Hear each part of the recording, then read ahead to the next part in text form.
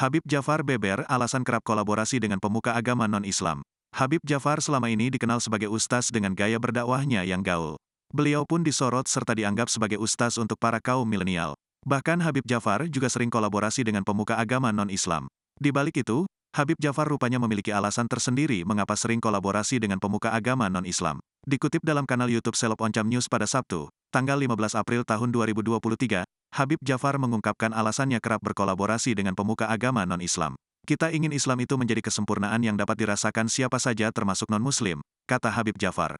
Apalagi, saat ini momennya bertepatan dengan bulan Ramadan. Sehingga, Habib Djafar memanfaatkan momen ini dengan cara mengenalkan agama Islam ke berbagai agama lain di Indonesia.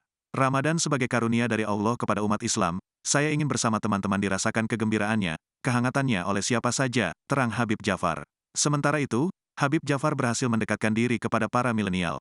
Lantaran, cara berdakwahnya dinilai gaul dan berbeda dari lainnya. Kalau mereka nggak bisa mendekat ke kita yang mendekat ke mereka, ujarnya.